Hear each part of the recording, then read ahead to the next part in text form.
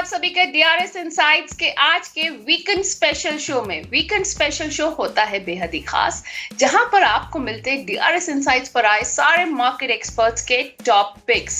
Doctor Ravi, स्वागत है DRS insights पर आपका। और आज डीआरएस इनसाइट्स के दर्शकों के लिए कौन से हैं आपके टॉप पिक्स?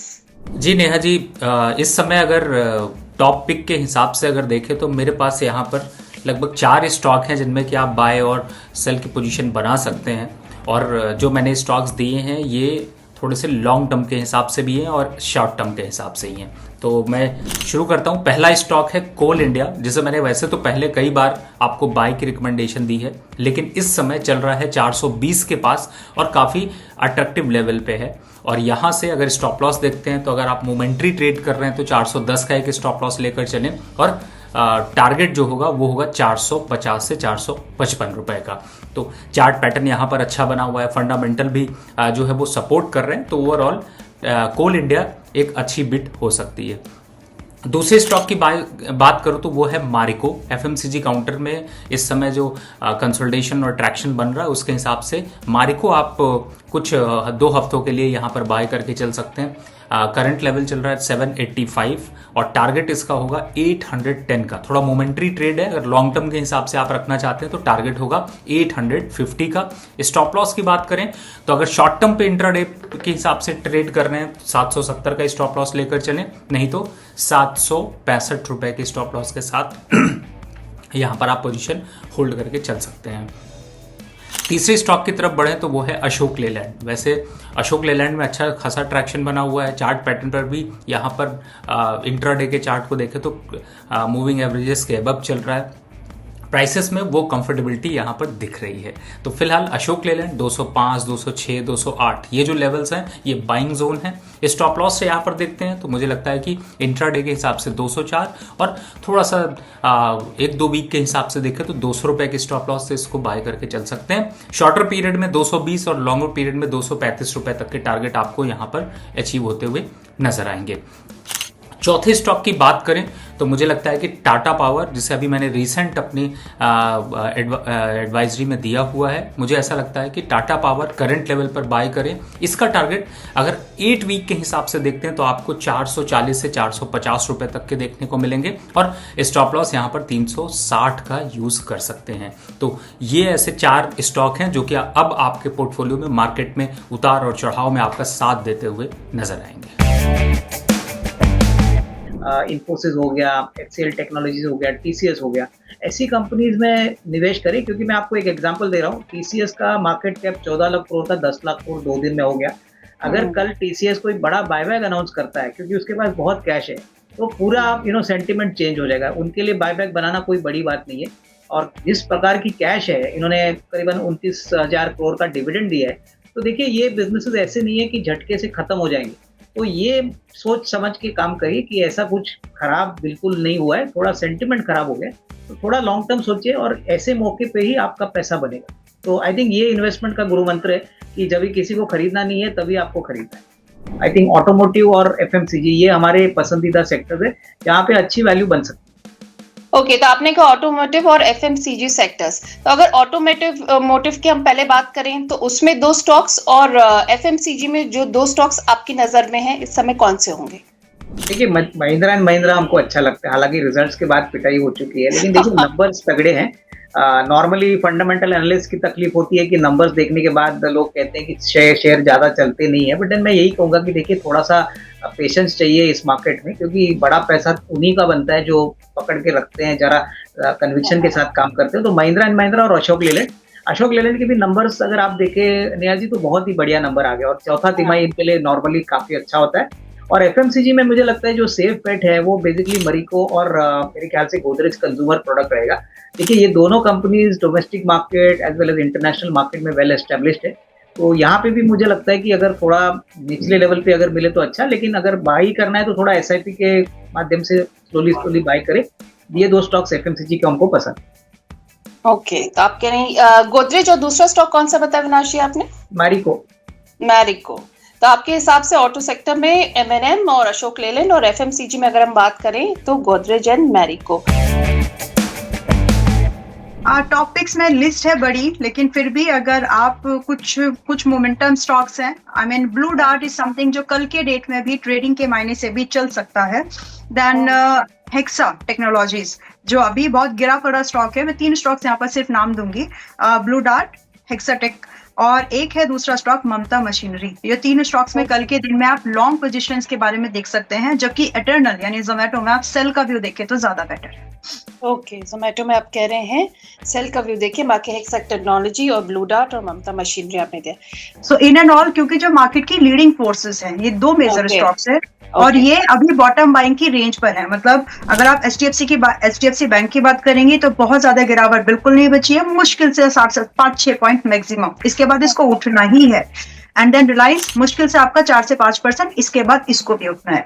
तो क्योंकि ये लीडिंग फोर्स की तरह काम करेंगे तो हमारा इंडेक्स बहुत ज्यादा गिरने वाला नहीं है, तो इससे हमें इंडेक्स के ट्रेड्स डिसाइड करने में हेल्प हो जाएगी। But when it comes to, तो एक दिशा मिल जाती है कि अगर हद से हद अगर कुछ भी खराब होता है इन 2 स्टॉक्स में, तो हमारे लिए निफ्टी का एक वर्स्ट केस सिनेरियो वाला सपोर्ट जो बहुत स्ट्रांग है आया तो बाय करना ही है। इस वॉर लेवल पर आप तैयार रह सकते हैं। दैट्स द व्यू कि अगर गलती से 24,300 आता है, 24,200 आता है, उस दिन मत डरना, उस दिन बाय करना ही है। अब फिलहाल बात आती है कि ये जो करंट वाली बाइंग है आज की, जिसने सभी को सरप्राइज किया, क्योंकि एचडीएफसी और आईसीआईसीआई की जो न्यूज आई थी उसका एक पॉजिटिव इंपैक्ट मार्केट ने उसको देखा, क्योंकि दोनों स्टॉक्स के आपस में जो पोर्टफोलियो रिस्क डाइवर्सिफिकेशन हो रही है, तो कहीं ना कहीं ये पॉजिटिव साइड, पॉजिटिव इंडिकेशन देती है। नाउ अगर आप इंडेक्स पर कोई भी लॉन्ग ट्रेड प्लान कर रहे हैं, मान लीजिए आपने आज कुछ बीटीएसटी उठाया होगा प्राइस को देख करके, तो ये जान के जरूर रखें निफ्टी अभी अपने 200 दिन के मूविंग एवरेजेस के पास में है। पास्ट रिकॉर्ड ये कहता है कि यहाँ से वर्स्ट केस सिनेरियो जो कि 2008 हुआ और 2020 हुआ, अगर इन 2 कंडीशंस को छोड़ दे तो ज्यादा से ज्यादा 8% और 15% के बीच में ही ज्यादातर प्राइस जो है रुक जाता है। तो आपके लिए डाउन साइड की लिमिटेड, डाउन साइड की जो फॉल है वो बहुत कैप्ड, लिमिटेड एंड प्रोबेबिलिटी जो है इसकी रिड्यूस्ड है। तो आप यहाँ पर जीतते हैं, यानी अगर आप नया पैसा आज लगाते हैं तो आपको पता है कि मुझे सिर्फ 15% का डिप ही मैक्सिमम देखने के लिए मिल सकता है मेरे करंट निफ्टी ईटीएफ्स पर। जबकि अगर मैं अपसाइड की बात करूं, एक पास्ट रिकॉर्ड ये भी कहता है, और हमेशा ये काम मतलब जब से निफ्टी है तब से तो कर ही रहा है, आगे भी करेगा मोस्ट लाइकली। तो हमेशा से अगर आप देखेंगे तो अपसाइड कम से कम 10%, और फिर जो भी ट्रेंड बना है, अगर बुल रन बन गया तो फिर ज्यादा, इतना तो बनता है। सो आज रिस्क लेने वालों के लिए रिस्क की साइड छोटी है, अगर आप निफ्टी के ईटीएफ्स में भी जाना चाहते हैं तो। नाउ तो यस, और रही बात कि अगर आप ये जो आज की कैंडल बनी है सरप्राइजिंग कैंडल है, जबकि अगर आप देखेंगे तो एफआईआईज ने आज भी बेचा ही है। तो अभी के लिए जो आपका, अगर आप डेटा देखेंगे एफआईआईज के पॉइंट ऑफ व्यू से, आज भी आपके एफआईआई ने कैश मार्केट में लगभग 970 करोड़ की सेलिंग की है, और एक मिनट, डेटा 970 करोड़ की कैश मार्केट में आज भी सेलिंग का डेटा दिख रहा है। सो एफएनओ का डेटा आना भी बाकी है, जब भी आए उसके बारे में डिस्कस करेंगे, बट इट इज इंडिकेटिंग कि यहाँ से आपके लिए रिस्क डिफाइंड है। इंट्राडे का जो लो बना हुआ है 25,400 का, that should be your stop loss for the further targets. अगर आप 25,850 या 26,000 को चेस कर रहे हो, ट्रैप नहीं होना, स्टॉप लॉस को प्रायोरिटी देना। आपने सेक्टर्स पूछे हैं कि कौन से सेक्टर पर मैं पर्सनली ध्यान दे रही हूँ, तो मुझे आज भी, मतलब हालांकि निफ्टी एनर्जी अच्छा चल गया नेहा जी, बट अगर आप पूछेंगे तो मुझे निफ्टी एनर्जी अभी भी अच्छा ही लग रहा है, ये चलेगा। दूसरा स्टॉक अगर मैं आपको बोलूं कि कब उठा, अभी नहीं, आज नहीं खरीदना है, मैं ऐसे स्टॉक का सेक्टर का नाम लूंगी जिसमें अभी सब त्राहीमाम जैसा लगेगा, but Nifty IT, yes Nifty IT, क्योंकि जहां पर आपको वैल्यू बाइंग दिखनी शुरू होगी वहीं पर आपकी जो है जो बड़ा पैसा बनता है, लीक से हटकर जो अच्छा पैसा बनता है वो तब बनता है जब आप एक ऐसी चीज को उठाएं, वैल्यू बाइंग करें जहां पे सबको डर लग रहा हो, लेकिन आप वहां पर कुछ ढूंढे और अगर वो मिले तो खरीदने से पैसा बनता है। तो निफ्टी आईटी की अगर मैं आज बात करूं, हालांकि डिफेंस भी है मेरी लिस्ट में, फार्मास्यूटिकल भी है, बट अगर मैं आपने क्योंकि दो ही सेक्टर की बात की है, तो निफ्टी आईटी अगर मैं आज बात कर रही हूँ तो ये क्लोज हुआ है आज के मार्केट में 32,700 के आसपास में।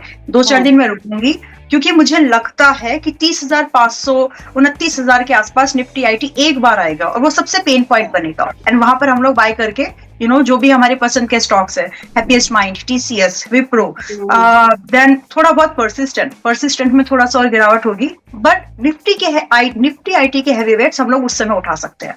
तो 4 में से ये 2 ऐसे सेक्टर है जहां पर हम नजर बना करके अभी चल सकते हैं।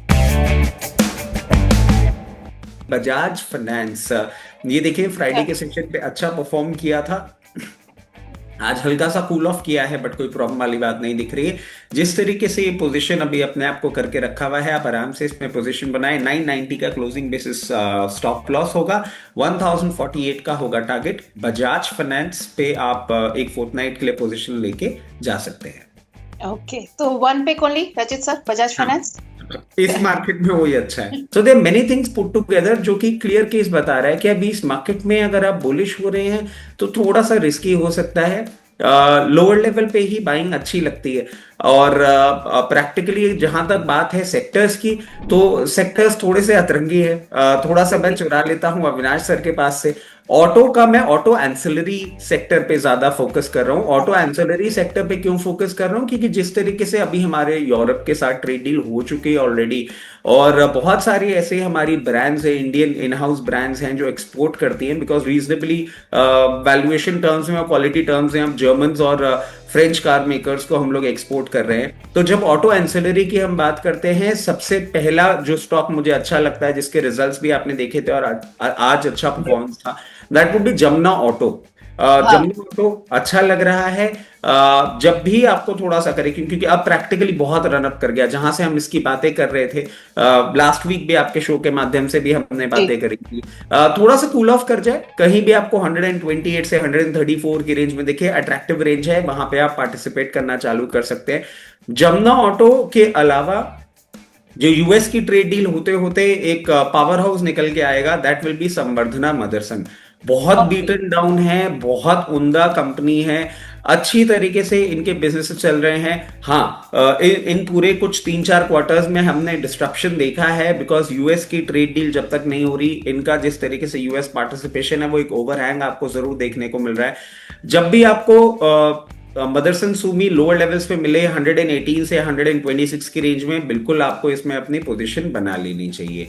उसके साथ साथ अंबाला मैम बोल रही थी उनको डिफेंस पसंद आ रहा है। डिफेंस में भी मैं थोड़ा सा एक अलग डायरेक्शन में जा रहा हूं। मुझे मरीन डिफेंस बहुत अच्छा लग रहा है, और इसके पीछे का भी आपको लॉजिक बता दूं। आप देख रहे होंगे धीरे धीरे हमारे डिफेंस में एक्सपोर्ट ऑर्डर्स हमको मिल रहे हैं। I am expecting European side से हमारी जो डिफेंस मरीन डिफेंस कंपनीज हैं, वहां पे आपको एक अच्छा ऑर्डर आता हुआ देखने को मिल सकता है।